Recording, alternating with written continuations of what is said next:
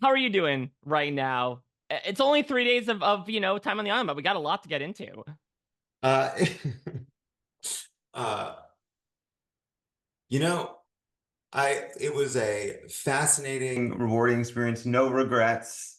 Still glad I did it. Wish I'd had more time. We'll get into what happened, but like you saw what happened. And so it's not like I come away feeling like I let myself down in the experience. I feel like I never fully got the experience. So it's less about, oh, everybody saw me get the first boot, which everybody did. And I'm getting, the perfect mix of jokes at my expense, anger on my behalf that I would expect. It's more about the fact that because it was a strange, like basically like I can't think of a parallel in a previous season to what happened. And because I think everybody was caught off guard by it and what it did after we got back from the challenge, I don't like it's not like I like am filled with like remorse or regret or doubt about my belief in why I should go on the show. My disappointment is not having had more time because it was really fun and I was having fun doing it and I think I was a fun part of it. Oh, yeah, I completely agree. Now, look, I count myself among the many that were surprised to see you go specifically. Mhm. And I'm sure you were as well, considering that there was a lack of a shot in the dark play. So, talk to me through what was going through your head at that tribal council. You talk about this like natural and unnatural target. What did you think the plan was going to be as you were sitting at your first and ultimately only tribal council? So, right, natural versus unnatural. And the conversation was about basically how Andy had blown it in all the ways that are in the show. And so that makes him the natural target, but when there are shots in the dark, you have to think, well, who's the unnatural target? I did think it was probably me. And I'll tell you in that moment, I like if it's not a regret because I obviously if with what I know now, I should have done it. But I really did think at that moment, how funny would it be to just turn my bag upside down at tribal and take out my shot in the dark? What you don't see is, they compress so much conversation into the final few minutes before tribal. And the challenge I had, and I really did feel like I had pretty good awareness of what was going on, is it was so neat when we got back. The Sierra, Annika, Rachel being like, we're just gonna vote Andy. We just got to keep the tribe, kind of keep the tribe strong. This guy's a loose cannon. We can't have him here. Are we all good? We're all good. We're gonna have to tell Andy it's your name. Even if that part hadn't come up, which I understand why it would have had to anyway, there was just uh, it was just so clear to me that that's exactly what you say if you're voting for me, right? Because shots in the dark exist. And if I were in their shoes, that's exactly what I would do too, right? Like Andy's an obvious first out. He has shown himself to be unreliable. Uh, he just blew up in front of the entire cast of people and Jeff. So let's bring him along. I mean, why wouldn't you? He's going to have to be loyal to you. Everyone else has already seen he's unreliable. He'll be in your debt. I'm smart and a little bit of um uh, like I am not someone they could like the other tribes could work with me, right? People could work with me. There's no reason to think I couldn't be a threat. So why not, right? Like why not do that? And so the challenge I had was how do you get a group of people who are saying to your face it's Andy to actually vote Andy? Right? Hmm. How do you change their mind when in the conversation they're telling you that they agree with you? And there are moments like that you don't see where I can't remember now at this point, but it was a couple different conversations. But I remember one with Rachel where Rachel's like, we're voting Andy. And I was like, Rachel, I know you're saying that, but I really want to get the vote onto Andy. She's like, well, it is Andy. It's like, I hear you're saying that. And so like it was just like kind of mind bending. And so the reason I ended up voting for Annika, who I had actually had, like, if I have a regret, it's from before going to the challenge, which is I should have maintained that relationship. We just kind of hadn't spoken since the first day. Um, there was a few different conversations, but there was a conversation with Sam and with Andy, which is basically like, hey, Sierra, Annika, Rachel are getting pretty strong. Like, Sam, we could pull in Rachel. Sam, we could pull in Sierra, vote out Annika, and then we'll be stronger going into the next challenge. And we won't have ceded to this group of three that was, I think, going to get tighter. So that was my real only play that I thought Sam and Andy were open to. I think Andy might have been open to it. Sam wasn't, though he told me he was. And that was what, again, like, this is not a situation in which I was like, oh, wow, I really thought I had persuaded Sam. I wonder what happened. I thought it was like a 20% chance, which is slightly better than shot in the dark. Like, I really, like, I went into that tribal feeling like I had a 20% chance no matter what I did. And what I didn't want to, because of how the vote would have shaken out, if I'd used my shot in the dark and I had actually had Sam and Andy, I would have gone home because I gave up my vote. That's the nature of it. So I really didn't know what to do in that moment. But if Andy doesn't have his freak out, if Andy doesn't basically say, I am so desperate to stay in this game, I'm willing to be kind of like weakened in front of everybody, exposed in front of everybody, I don't care. I think things would have probably gone differently. Like, there just would have been a bunch of different paths. I just, there were just would have been so many more ways to maneuver. I just wasn't, I didn't go into that challenge feeling like I was on the block. But once Andy does that, in part just because of the way in which things happen quickly, Sam and Sierra felt like a pair, Rachel and Annika felt in the middle, because Andy pulled me for 1 second on day one. All of a sudden, I'm tied to Andy. And because Rachel was suspicious of Andy, suddenly it was the other four. The only option for me was for them to turn on someone they felt a little bit tighter with on behalf of not just me, but on behalf of Andy, which I don't think they wanted to do. And so it just became hard. Like the like the number of outcomes just really narrowed, and it narrowed onto me. Well, you mentioned that freak out leading to your boot over Andy's. I mean, give me your reaction to that, because we had gotten a little bit of a soundbite even during that time when, Andy was spiraling a little bit with waking up Rachel in the middle of the night, that you were feeling a little on edge about your relationship with him. Obviously, that edge becomes very sharp once he has this whole airing of the dirty laundry out on the mat. Talk me through sort of your relationship going in and then how that blew up following that whole meltdown. Yeah, like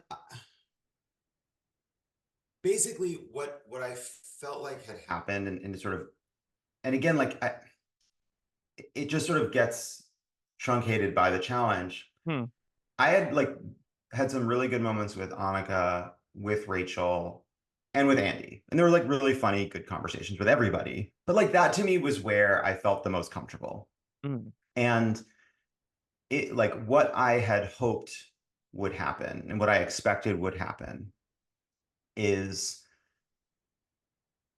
Rachel and Annika. I had like a natural affinity with Annika and with Rachel. I just feel like we're the kind of people that would get along. I think I continue to believe that's true. Like, and so I felt like what would ultimately happen if we had to go to a vote is it would be basically persuading Annika and Rachel to come along with me and with Andy.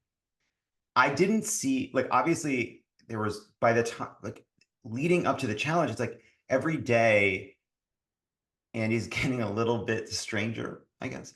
And so, but there was very little strategic conversation, right? Like, there was a lot of people moving together. They showed one moment of Sierra, Sam, Annika, and Rachel saying like, "Oh, it's us, it's us." There was a conversation that had happened at night where it was me, Sierra, I think Rachel, and Andy. Like, there's just a lot of conversations going on, and a lot of promises being made. It's the nature of it.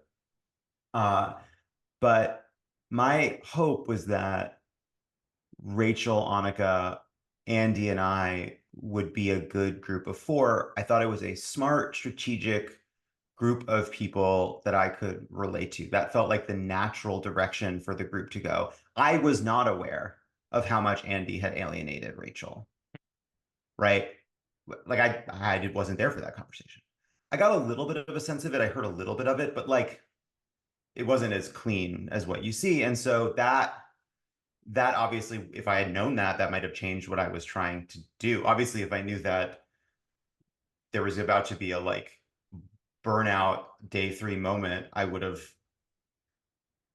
taken a step back and gone to Annika a bit more.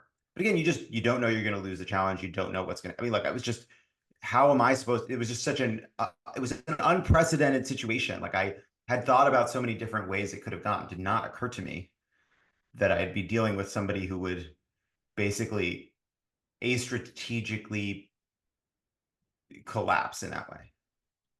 Yeah. So, I mean, you mentioned that there were people that you were vibing with, but we got a sense from the edit that you had felt a little socially isolated, whether it was an age gap, whether it was like you talking about your career, your reputation, etc. I mean, talk to me about your perspective on that. Was it as much of a gap as you had expressed in the edit?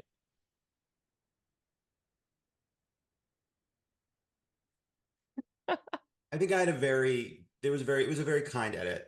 I'm no Mm, criticisms of the edit whatsoever.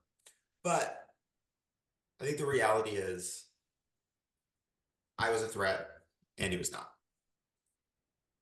And I think you can go looking and find other stories to tell inside of that. But that's what happened. And like, okay, that's fine. Like, I'm sure, like, I don't like the you're with a group of people you've never been with before. You basically express both sides of it. Like, am I having trouble fitting in, or I'm building really good connections with people? But I just don't.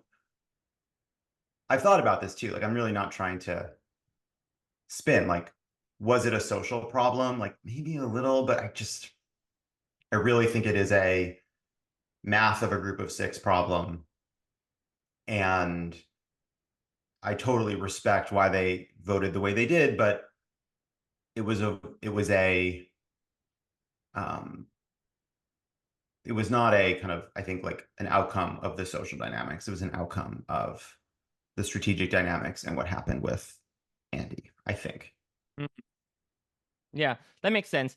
So, I mean, you are the first boot of your season. Look, it's tough to follow up a legendary first boot like Jelinski, but I mean, how do you look back on your time on the show? I mean, you had mentioned on the opening match at this idea of we're all thinking about how we could and would do is now going to be met with the harsh reality of what we will be doing. Now that we see what you did, how do you feel like those preseason comparisons kind of measured up to the weird set of circumstances that culminated in your boot?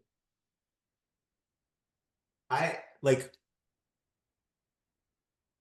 I don't know that there's a way for me to play the game without coming across as strategic and uh smart, to be honest. I just don't like, I like that. I again, like I think we even talked about this before. Like Yeah. I wasn't gonna not be myself because, I'd rather go home as myself than try to hide and kind of soften the edges and never have been on the show at all. So like again, like I don't feel as though I like could I have done something different? Yes. Like I think, are there ways I could have been a little less um uh brazen in terms of being strategic? Maybe, but I'm just gonna chalk it up to bad luck mostly. Mm. Well, I feel like the lucky one getting to have watched you on So this. I mean, wow. I mean, Nice. it's a very fun experience, What did you especially. think? What did you think? I mean, I think that listen, you outlined it as well, one glorious, perfect episode, and though the outcome Hmm. was far from perfect, I really like the perspective that you brought in. Your wit, of course, it was very much expected to be there, and yeah, I mean, it was a rather unprecedented set of circumstances, and I am happy that you sort of walk out of it largely with like very little regrets, if any. it sounds like, if you got given the opportunity to play again, would you take that up, or are you like, I checked that box. I lived out there for 3 days. I'm good. I'm again like I don't feel like I screwed up the experience. I feel like I didn't totally get the experience. And Right. honestly, I wouldn't be doing it for me. I'd be doing it for all the people that are so upset. All right. It would be a sacrifice I'd be making on behalf of Survivor. But There we go. Jeff knows where to reach me, you know? There we go. We're starting the campaign to win those million hearts while you're working on a very different campaign as Yeah. well. Yes, and everybody go to Vote Save America, please. Please, you saw what happened when the votes don't go your way. It doesn't feel great. Go to Vote Save America. Please sign up. We need people in the home stretch. Please do me a favor and sign up and help. Thank you. Yes, it is time to vote. Be like John. Don't, throw your vote away on a shot in the dark or anything. Make sure your Right. voice is heard. Absolutely. Well, this was such a delight to get to talk to you, several months ago as well as today. Obviously, I wish we were talking further down the line, but any time to chat with you is a good time. And thank you so much for, as per usual, opening up about, this very odd but incredible experience. It was a great time getting to chat with you again. Yeah, good to see you, Mike. Yeah, have a good one. All the best to you and yours.